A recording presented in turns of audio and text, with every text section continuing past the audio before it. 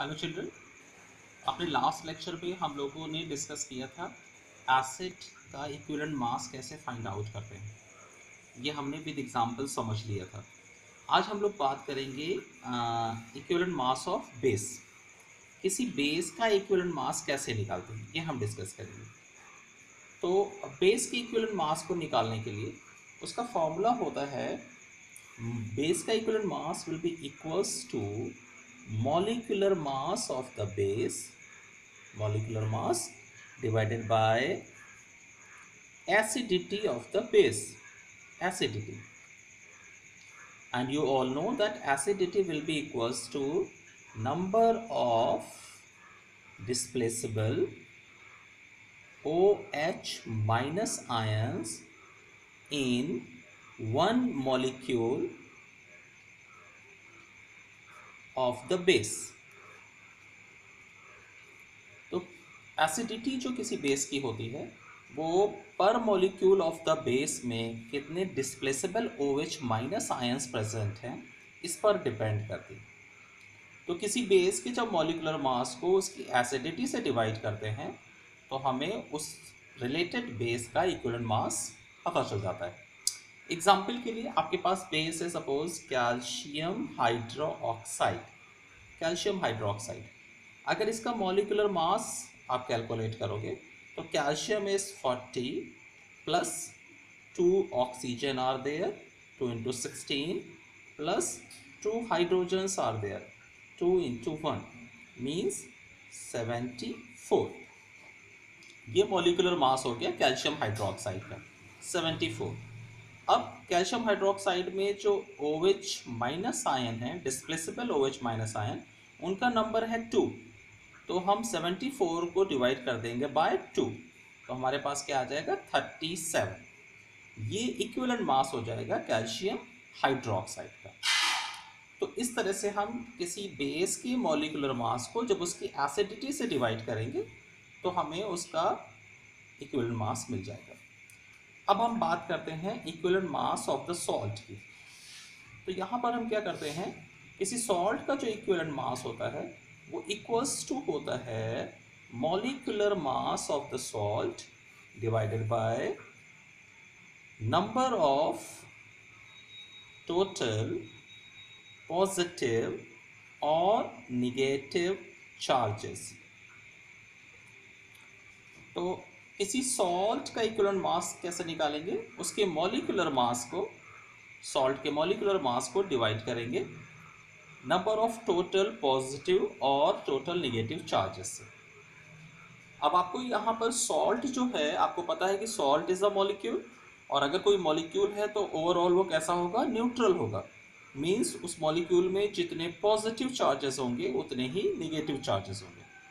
तो पहली बात आपको ये याद रखनी है कि सॉल्ट में number of positive charges always negative charges के बराबर होंगे, और अगर ऐसा नहीं है तो सॉल्ट फिर सॉल्ट नहीं होगा, फिर वो आयन हो जाएगा। तो पॉजिटिव नेगेटिव चार्जेस बराबर होंगे, और हम इस फॉर्मूले में नंबर को यूज़ करेंगे। हम चार्ज के टाइप, यानी पॉजिटिव चार्ज हम ले रहे हैं या नेगेटिव चार्ज ले रहे हैं, इससे हमारा कोई मतलब नहीं है।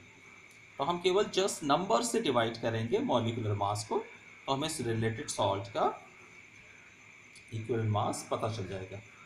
एग्जाम्पल के लिए अगर हम लेते हैं salt calcium carbonate, CaCO3, calcium carbonate. अब आपको पता है कैल्शियम कार्बोनेट में कैल्शियम का जो एटॉमिक मास है वो 40 है, carbon is 12, and due to the oxygen, oxygen 16 होता है, 48। तो it will be equals to 100। ये मॉलिक्यूलर मास हो गया कैल्शियम कार्बोनेट का।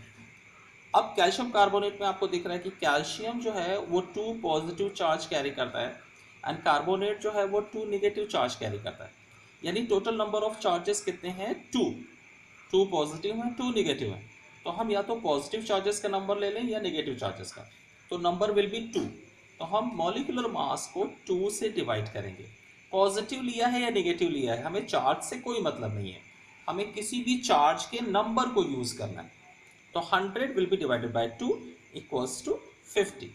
ये कैल्शियम कार्बोनेट का इक्विवेलेंट मास होगा। अब बात करते हैं आयंस की। तो किसी आयन का इक्विवेलेंट मास निकालने के लिए फॉर्मूला होता है equals to ionic mass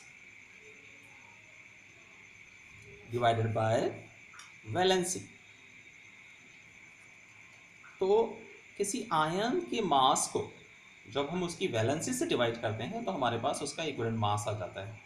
for example आपको पता है sulphate ion SO4 2 minus, SO4 2 minus का अगर आयनिक मास हम कैलकुलेट करेंगे तो आयनिक मास कैलकुलेट करने का भी तरीका वही है जैसे हम मॉलिक्यूलर मास को कैलकुलेट करते हैं। Sulphur is 32 plus oxygen is 16 into 4 64, this will be equals to 96। ये हो गया आयनिक मास और इस आयन की वैलेंसी कितनी है 2, तो हम आयनिक मास को 2 से डिवाइड कर देंगे। ठीक है बच्चों, आयनिक मास को 2 से डिवाइड कर देंगे तो कितना आ जाएगा 48। ये 48 आ जाएगा। तो ये हो गया equivalent mass of this ion. Sulphate ion का इक्विवेलेंट मास क्या हो जाएगा 48 हो जाएगा। इस तरह से हम इन केमिकल कंपाउंड्स के 1 बाय 1 इक्विवेलेंट मास को निकालेंगे। अब आता है हमारे पास लास्ट पॉइंट है हमारा equivalent mass of the oxidising और रिड्यूसिंग सब्सटेंसेस और एजेंट। किसी ऐसे सब्सटेंस का जो ऑक्सीडेशन कर सकता हो और किसी ऐसे सब्सटेंस का जो किसी दूसरे का रिडक्शन कर सकता हो, उसका हम इक्विवेलेंट मास कैसे निकालेंगे। इसके लिए क्या हमें चाहिए होगा कि इन रिलेटेड एजेंट का मॉलिक्यूलर मास चाहिए होगा और उसको हम डिवाइड करेंगे चेंज इन ऑक्सीडेशन नंबर से। फॉर एग्जांपल पहले तो हम फॉर्मूला लिख लें। फॉर्मूला क्या है यहाँ पर, molecular mass of the oxidizing or reducing substance or agent, and it will be divided by change in oxidation number, change in oxidation number। तो मॉलिक्यूलर मास को चेंज इन ऑक्सीडेशन नंबर से divide कर देंगे तो related compound का हमें equivalent mass पता चल जाएगा। अब आपको ऑक्सीडाइजिंग एजेंट क्या होते हैं, रिड्यूसिंग एजेंट क्या होते हैं, ये बातें आपको पहले से पता है। इसका डिटेल अकाउंट जो है वो हम आपके पास एक चैप्टर है रेडॉक्स रिएक्शन करके, वहाँ पर डिस्कस करेंगे। तो अभी बहुत ज़्यादा टाइम हम इनके डिस्कशन में नहीं वेस्ट करते हैं, हम इनका जो भी डिटेल है वहीं पर डिस्कस करेंगे। और बहुत सारी बातें आप जानते हैं पहले से। ऑक्सीडाइजिंग एजेंट जो होते हैं वो ऑक्सीडेशन के लिए रिस्पॉन्सिबल होते हैं, रिड्यूसिंग एजेंट्स जो हैं वो रिडक्शन के लिए रिस्पॉन्सिबल होते हैं। तो हमें इनकी इक्विवेलेंट मास को निकालने के लिए हमें इनका मॉलिक्यूलर मास चाहिए होगा और जो चेंज हो रहा होगा ऑक्सीडेशन नंबर में उससे हम डिवाइड कर देंगे। तो यहाँ पर क्या होगा, इनकी इक्विवेलेंट मासेस को निकालने के लिए आपको चेंज इन ऑक्सीडेशन नंबर दिया जाएगा। अगर ये नहीं दिया होगा तो आपको एक इक्वेशन दी जाएगी, उस इक्वेशन की बेसिस पर आप चेंज इन ऑक्सीडेशन नंबर निकालोगे और फिर आप उस रिलेटेड यूनिट का जिसका भी पूछा गया होगा उसका आप इक्विवेलेंट मास डिस्कस करोगे। एग्जाम्पल के लिए अगर आपको बताया जाता है कि कोई एक इक्वेशन है जिसमें गिवन इक्वेशन में FeCl3 जो है वो कन्वर्ट हो रहा है, सपोज कन्वर्ट हो रहा है FeCl2 में, ये इक्वेशन आपको दे रखी है और इस चेंज के बेसिस पर आपको इसका FeCl3 का इक्विवेलेंट मास बताना है। तो आप पहले क्या करोगे, आप पहले फाइंड आउट करोगे कि FeCl3 से FeCl2 फॉर्मेशन में ऑक्सीडेशन नंबर की कितनी यूनिट का चेंज हो रहा है। तो हमें क्या करना पड़ेगा, हमें यहाँ पर Fe की ऑक्सीडेशन नंबर्स निकालनी पड़ेंगी। Fe की क्यों निकालनी पड़ेंगी, क्योंकि Cl की जो ऑक्सीडेशन नंबर्स होंगी वो दोनों कंपाउंड्स में सेम होंगी और फिक्स्ड है ये। तो Cl की जो ऑक्सीडेशन नंबर होती है वो -1 होता है, दोनों जगह ये -1 होगा और इस -1 के बेसिस पर अगर हम Fe की यहाँ पर कैलकुलेट करेंगे ऑक्सीडेशन नंबर तो आएगा +3 आएगा और यहाँ पर Fe का ऑक्सीडेशन नंबर कितना आएगा +2। तो ऑक्सीडेशन नंबर Fe का यहाँ +3 हो जाएगा, यहाँ पर +2 होगा। तो Cl की फिक्स्ड है ऑक्सीडेशन नंबर वैल्यू, वहाँ कोई चेंज नहीं हुआ है। चेंज जो हो रहा है वो +3 से +2 का हो रहा है और Fe में हो रहा है। तो ओवरऑल जो चेंज ऑफ ऑक्सीडेशन नंबर है वो 1 यूनिट का है, 1 यूनिट चेंज हो रहा है। अब अगर हमें इसका इक्विवेलेंट मास निकालना है तो इसके मॉलिक्यूलर मास को हम चेंज इन ऑक्सीडेशन नंबर से डिवाइड कर देंगे और हमारे पास इसका इक्विवेलेंट मास आ जाएगा। तो आपको पता है Fe का जो एटॉमिक मास होता है वो 56 होता है, प्लस 3 × 35.5, ये टोटल मॉलिक्यूलर मास हो गया FeCl3 का। अब इस मॉलिक्यूलर मास को हम डिवाइड कर देंगे बाय 1, तो क्या हो जाएगा, FeCl3 का इक्विवेलेंट मास आ जाएगा। अब अगर यहाँ पर आपको इसका इक्विवेलेंट मास पूछा गया है इस इक्वेशन के बेसिस पर, तो आप क्या करोगे, तब आप इसके मॉलिक्यूलर मास को by change in oxidation number यानी कि 1 से डिवाइड करोगे। तो FeCl2 जो है, Fe का एटॉमिक मास कितना है, 56 है, plus 2 × 35.5 divided by change in oxidation number यानी कि 1। तो इस तरह से आप इसका इक्विवेलेंट मास निकालोगे। अब आपके माइंड में क्वेश्चन आ रहा होगा कि हमने Fe का +3 कैसे निकाला या Cl का -1 ऑक्सीडेशन स्टेट कैसे लिख दिया। इसके भी रूल्स एंड पॉइंट्स हैं जो हम उसी चैप्टर में डिस्कस करेंगे कि कैसे ये कैलकुलेट करते हैं। ये पूरा एक चैप्टर है, तो उसमें अगर हम जाएंगे इसके कैलकुलेशंस में कैसे कैलकुलेट करते हैं, कहाँ से ये वैल्यूज़ आती हैं, तो बहुत ज़्यादा टाइम यहीं पे लग जाएगा। तो वो चैप्टर पूरा फिर हमें यहीं डिस्कस करना पड़ेगा। तो अभी केवल आपके जानने के लिए मैंने इसको बता दिया है, ये सारी बातें आपको वहाँ क्लियर हो जाएंगी फिर से। तो मेन जो पॉइंट है आपके वो ये है, ये आपको क्लियर हो जाने चाहिए। इसके बेसिस पर आपको मैं कुछ प्रॉब्लम्स भी दूंगा, आप उन्हें सॉल्व करोगे, ठीक है। तो ये आपके इक्विवेलेंट मासेस हो गए। हमने ही स्टार्ट किया था, इक्विवेलेंट मासेस क्यों डिस्कस कर रहे थे हम बात कर रहे थे नॉर्मेलिटी। तो नॉर्मेलिटी में हमें number of gram equivalent of solute required थे और उसको हम डिवाइड कर रहे थे volume of solution in litre से।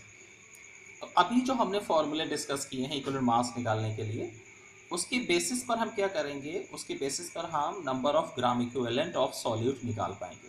कैसे निकालेंगे नंबर ऑफ ग्राम इक्विवेलेंट, हम गिवन मास ऑफ सॉल्यूट को डिवाइड करेंगे इक्विवेलेंट मास से। तो गिवन मास जो सॉल्यूट का होगा वो न्यूमेरिकल में आपको दी जाएगी उसकी वैल्यू। आप equivalent mass of the solute को कैलकुलेट करोगे उन फॉर्मूले की हेल्प से जो अभी हम लोग डिस्कस कर रहे थे। इन फॉर्मूले की हेल्प से आप कैलकुलेट कर लोगे equivalent mass of the solute को, और फिर आप मास ऑफ द सब्सटेंस और सॉल्यूट जो आपको दिया गया है ग्राम्स में, उसको आप डिवाइड करोगे इक्विवेलेंट मास से, तो आपके पास आ जाएंगे नंबर ऑफ ग्राम इक्विवेलेंस। और इन नंबर ऑफ ग्राम इक्विवेलेंस को जब आप volume of solution in litre से डिवाइड करोगे तो नॉर्मेलिटी ऑफ द सॉल्यूशन आ जाएगा, नॉर्मेलिटी ऑफ द सॉल्यूशन आपको मिल जाएगा। अब इस बेसिस पर हम लोग एक न्यूमेरिकल करेंगे। तो न्यूमेरिकल की लैंग्वेज आप नोट करिए।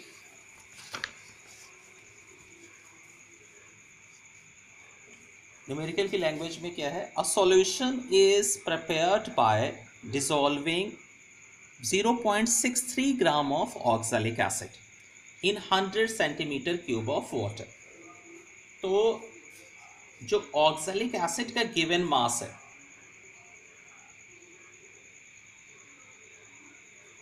Given mass of oxalic acid, और ये ऑक्सैलिक एसिड क्या है, सॉल्यूट है। ये कितना आपको दे रखा है, सॉल्यूट का मास कितना है, 0.63 ग्राम, 0.63 ग्राम। And this mass of oxalic acid is dissolved in 100 centimeter cube of water. Find the normality of the solution. तो वॉल्यूम ऑफ द सॉल्यूशन क्या है, volume of the solution equals to 100 centimetre cube. ये दो चीज़ें हमें दी हैं और हमें सॉल्यूशन की नॉर्मेलिटी जो है वो बतानी है। अब नॉर्मेलिटी कैलकुलेट करने के लिए हमें पहले ग्राम इक्विवेलेंस निकालने पड़ेंगे सॉल्यूट के। और हमें इस सॉल्यूशन के वॉल्यूम को लीटर्स में कन्वर्ट करना पड़ेगा। तो नंबर ऑफ ग्राम इक्विवेलेंट निकालने के लिए पहले हमें सॉल्यूट जो ऑक्सैलिक एसिड है इसका इक्विवेलेंट मास निकालना पड़ेगा। इक्विवेलेंट मास निकालने के लिए हमें ऑक्सैलिक एसिड का मॉलिक्यूलर मास पहले पता होना चाहिए। तो molecular mass of oxalic acid, oxalic acid का फॉर्मूला होता है H2C2O4.2H2O। इसे हाइड्रेटेड ऑक्सैलिक एसिड कहते हैं। ये मॉलिक्यूलर फॉर्मूला है और इस मॉलिक्यूलर फॉर्मूले के बेसिस पर अगर हम वैल्यूज़ को पुट करेंगे तो आपको पता है hydrogen atoms are 2 × 1 plus carbon 2 × 12 plus oxygen 4 × 16 plus water molecules 2 means 2 × 18। तो ये आ जाएगा टोटल 126 ग्राम। ये मॉलिक्यूलर मास हो गया सॉल्यूट का। अब इस सॉल्यूट का जो हमने जिसका मॉलिक्यूलर मास निकाला ये जो है इसमें डिस्प्लेसेबल हाइड्रोजन्स कितने हैं। तो अगर हम इस मॉलिक्यूलर फॉर्मूले को इसका स्ट्रक्चर लिखें तो स्ट्रक्चर ऑक्सैलिक एसिड का COOH होता है। और आपको मैंने लास्ट लेक्चर में बताया था कि ऑर्गेनिक जो एसिड्स होते हैं उनमें कार्बोक्सिलिक ग्रुप के साथ प्रेजेंट हाइड्रोजन एटम्स ही डिस्प्लेसेबल होते हैं। तो ये जो ऑक्सैलिक एसिड मॉलिक्यूल है इसमें जो डिस्प्लेसेबल हाइड्रोजन एटम्स हैं वो 2 हैं, 2 आ गया, 2 हाइड्रोजन एटम्स आ गया। तो इसकी जो बेसिसिटी है वो 2 है। मीन्स इक्विवेलेंट मास निकालना है अगर हमें, equivalent mass of oxalic acid, this will be equals to 126 divided by 2 equals to 63 ग्राम। ये इक्विवेलेंट मास आ गया। अब नंबर ऑफ ग्राम इक्विवेलेंस क्या होंगे ऑक्सैलिक एसिड के? नंबर ऑफ ग्राम इक्विवेलेंट कितने हो जाएंगे? हमें जो गिवन मास है वो 0.63 दे रखा है, इसको हम इक्विवेलेंट मास से डिवाइड कर देंगे। ये नंबर ऑफ ग्राम इक्विवेलेंट हो गए of oxalic acid. And volume of solution in litres क्या हो जाएगा? हमें सेंटीमीटर क्यूब में वॉल्यूम दे रखा है 100 डिवाइडेड बाय 1000। ये हो जाएगा volume of solution in litres. ठीक है बच्चों, तो अब हमारे पास जो नंबर ऑफ ग्राम इक्विवेलेंस आएंगे अगर हम इसको सॉल्व करते तो कितना आ जाएगा? 0.01। और ये जो वॉल्यूम है वो हो जाएगा हमारा 0.1 लीटर। तो अब हम इन दोनों वैल्यूज को अपने फॉर्मूले में रख देंगे। नॉर्मेलिटी का फॉर्मूला क्या है? Normality equals to number of gram equivalent of solute divided by volume of solution in liter।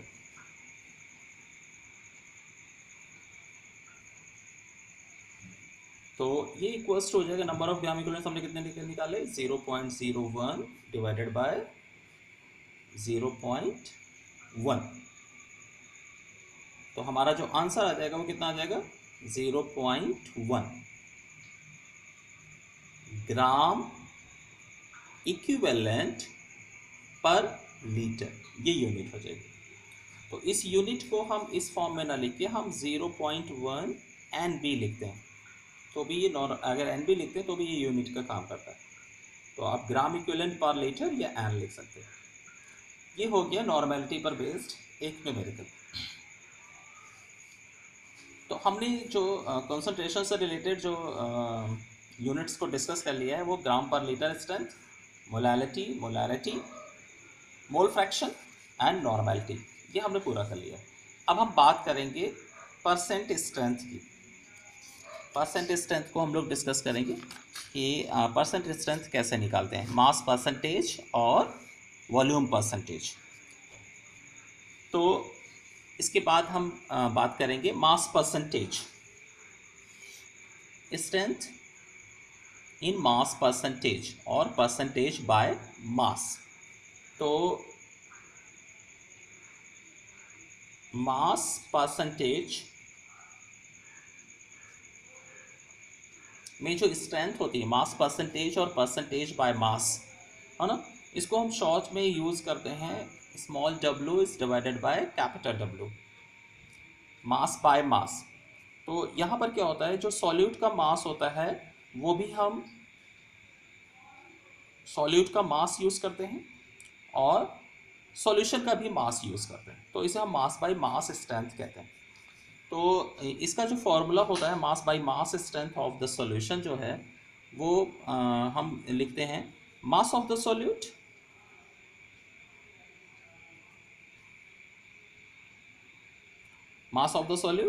Divided by mass of the solvent plus mass of the solute. तो हम mass of the solvent plus mass of the solute means mass of the solution, mass of the solution into 100, ये हो जाएगा mass percentage strength of a given solution या percentage by mass strength of the solution. ये formula हो गया। इसी तरह से हम वॉल्यूम परसेंटेज भी स्ट्रेंथ बताते हैं। तो वॉल्यूम परसेंटेज स्ट्रेंथ को हम लिखते हैं वॉल्यूम परसेंटेज,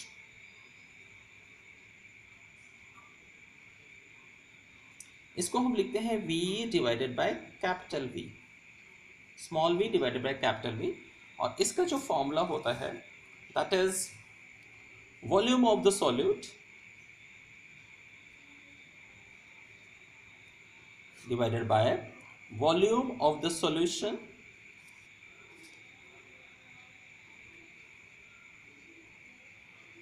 इंटू 100। ये हो गया volume percentage strength of the solution. तो इजी फॉर्मूले हैं, आप इन फॉर्मूले को बहुत आसानी से यूज़ कर सकते हैं। बस हमें याद रखना है यहाँ पर कि जो ये जो वॉल्यूम्स होंगे वो सेम यूनिट्स में होंगे, इसी तरह से मासेस भी जो होंगे वो सेम यूनिट्स में होंगे, और हम उनको यूज़ करके मास परसेंटेज या वॉल्यूम परसेंटेज स्ट्रेंथ निकाल लेंगे। तो ये जो यूनिट्स थी ये आपकी यहाँ पर स्ट्रेंथ निकालने के लिए थी। इन यूनिट्स के बाद हमें कुछ और बातें भी करनी है इस रिलेटेड टॉपिक में। इसके बाद हम बात करेंगे सम अदर रिलेशंस की।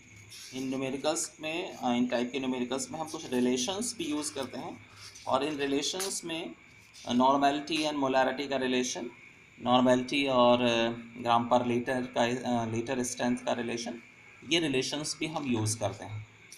तो रिलेशंस की बात कर रहे हैं हम लोग।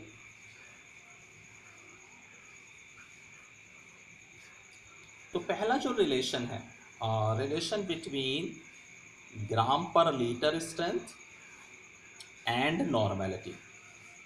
तो ग्राम पर लीटर स्ट्रेंथ यानी S gram per litre, this is equals to normality of the solution into equivalent mass of the substance. ये रिलेशन हो गया strength gram per litre and normality का।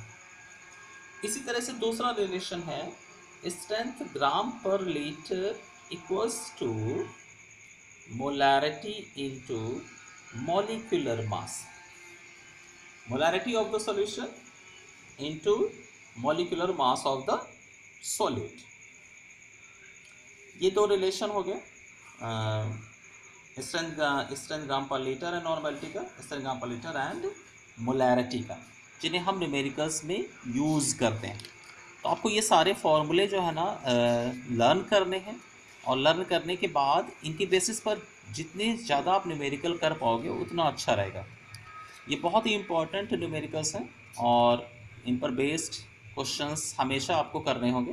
कॉम्पिटिशन्स में यहाँ से बहुत सारे क्वेश्चंस आपसे पूछे जाते हैं, बहुत सारे क्वेश्चंस यहाँ से पूछे जाते हैं। तो आपको उसके लिए रेडी होना होगा कि जो भी टाइप ऑफ क्वेश्चंस यहाँ से आएंगे आप उन्हें करोगे। और ये हर कंपटीशन में इन न्यूमेरिकल्स का मेन पार्ट होता है, तो ये बहुत ज़रूरी न्यूमेरिकल है। अब ये जो दोनों फॉर्मूले हैं, रिलेशंस हैं, इनको यूज़ करके आप, अगर आपको स्ट्रेंथ ग्राम पर लीटर किसी सॉल्यूशन की नोन है तो आप उसकी नॉर्मेलिटी निकाल सकते हो। इसी तरह से मोलारिटी पता है तो आप उस रिलेटेड सॉल्यूशन का ग्राम पर लीटर स्ट्रेंथ निकाल सकते हैं। इस तरह से आप कन्वर्जन कर सकते हैं। ठीक है बच्चों, इसके बाद हम लोग डिस्कस करेंगे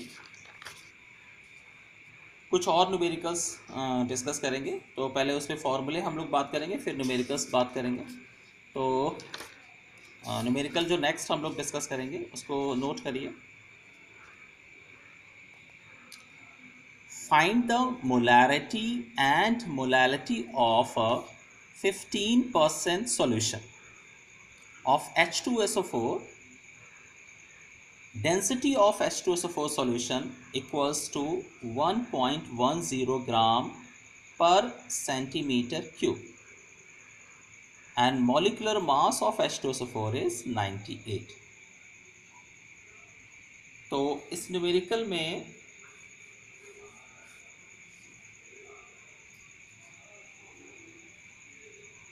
हमें जो गिवन वैल्यूज़ हैं वो है H2SO4 का एक सॉल्यूशन दे रखा है और जिसको बताया गया है कि वो 15% सॉल्यूशन है। तो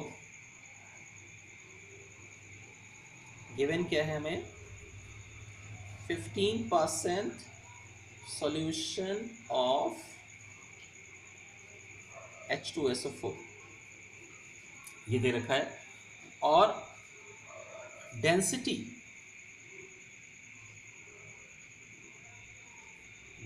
of the solution, density of the solution जो है वो है 1.10 ग्राम सेंटीमीटर क्यूब और मॉलिक्यूलर मास ऑफ H2SO4 ये भी गिवन है, equals to 98 gram.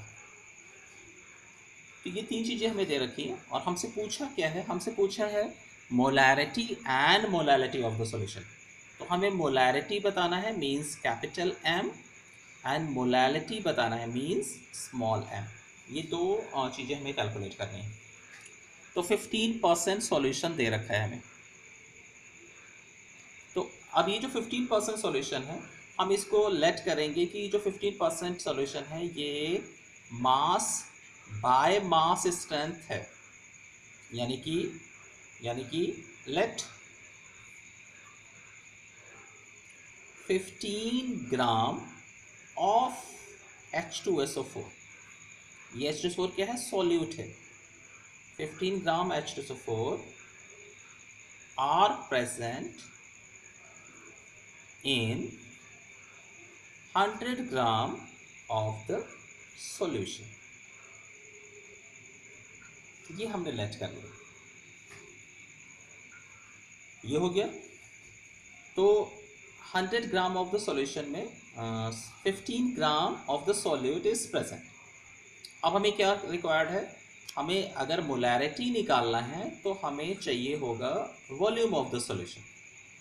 Volume of the solution कैसे निकालेंगे, हमें डेंसिटी गिवन है सॉल्यूशन की और हमें सॉल्यूशन का मास पता हो गया। तो हम इन दोनों रिलेशन, इन दोनों वैल्यूज़ को यूज़ करके हम वॉल्यूम ऑफ द सॉल्यूशन निकाल लेंगे। तो वॉल्यूम ऑफ द सॉल्यूशन क्या हो जाएगा, वॉल्यूम